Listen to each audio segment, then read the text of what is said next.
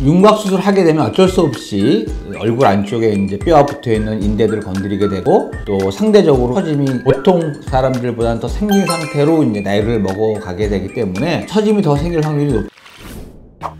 안녕하세요, DM성형외과 유원민입니다.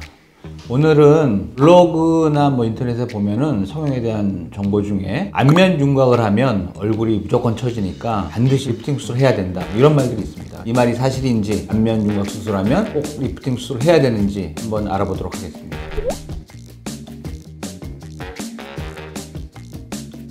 네, 이론적으로는 윤곽 수술을 하면 울퉁불퉁한 얼굴의 윤곽을 좀 스무스하게 만들고, 또 전체적인 얼굴의 볼륨을 줄여서 얼굴을 좀 작게 만드는 게 목적이기 때문에 처짐이 상대적으로 생길 수밖에 없는 게 이론적인 말이지만 실제적으로는 그렇지는 않습니다. 그래서 제 경험상으로 말씀드리면, 원래 젊은 한 20, 30대 분의 경우에는 윤곽 수술 전에도 처짐이 좀 보였다면 윤곽 후에 처짐이 더 두드러지게 보일 수 있고, 윤곽 수술 후에 젊은 분인 경우 모든 조직의 탄력이 되게 좋기 때문에 윤곽 수술로 어느 정도 볼륨이 줄었다 그래도 피부 볼륨이 당연히 따라가고요. 하지만 이제 처짐이 원래 있으신 한 40대인 분들은 윤곽 수술을 하면 처짐이 더 보일 수밖에 없는 상황이 되고, 대부분의 경우에 리프팅 수술이 필요하다, 이렇게 생각하시면 될 것 같습니다.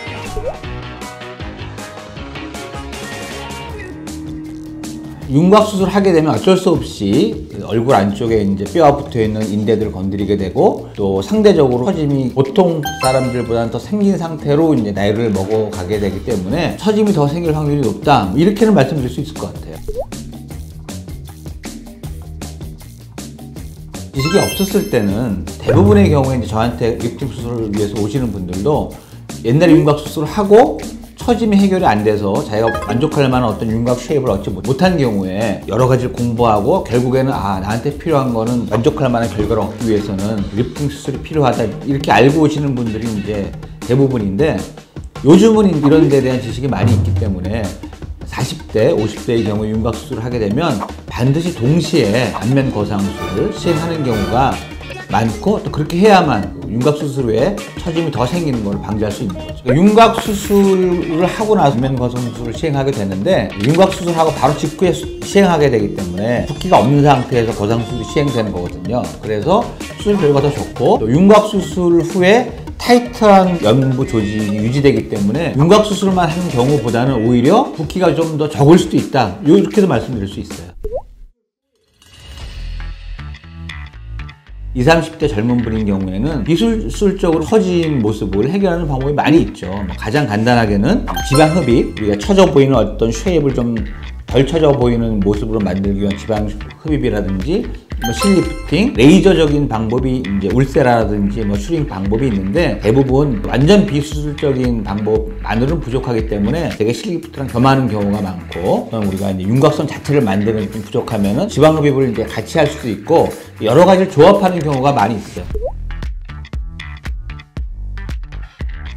수술적인 부분은 30대 중후반을 넘어가면은 전체 거상은 아니래도 부분 거상이라도 코 옆에 팔자주름이 좀 깊어진 경우, 또 인대안 주름이 좀 깊어진 경우에는 부분 거상을 통해서 해결할 수 있고, 또 나이가 좀 더 먹어서 40대로 넘어가면 턱 밑 처짐까지 다 생기고 목 쪽에도 어떤 처짐이 좀 느슨함이 보이는 경우라 그러면 전체 거상을 이제 고려할 수밖에 없는 상황이 될 것 같습니다.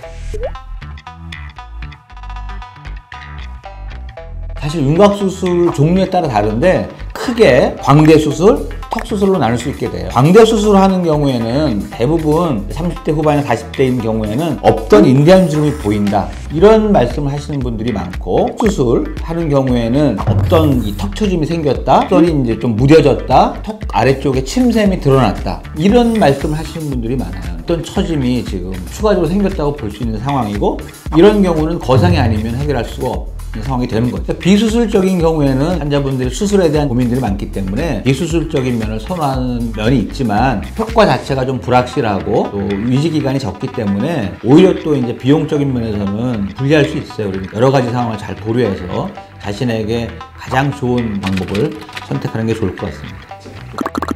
오늘은 이제 윤곽 수술 후에 처짐에 대해서 알아봤는데요. 젊은 사람인 경우에는 윤곽 수술 후에 수술이 필요한 만큼 처짐이 생기지도 않고 어느 정도 처짐은 다 이렇게 본인의 탄력성으로 커버가 되지만 나이가 들어가면서 윤곽 수술 하지 않은 사람보다는 처짐이 더 생길 확률은 사실은 있어요. 하지만 또 이게 두려워서 자기한테 필요한 윤곽 수술을 피할 필요는 없고요. 또 그 후에 나이가 들어서 어떤 처짐이 생기면 또 거기에 맞는 충분한 안면 거상 같은 좋은 해결 방법이 있기 때문에 너무 두려워하지 마시고 꼭 필요한 수술이라면 걱정하지 말고 받으셔도 될 것 같습니다. 더 궁금한 점이 있으면 댓글로 남겨주시면 감사하겠습니다. 이상 DM 성형외과 유현민 원장이었습니다. 감사합니다.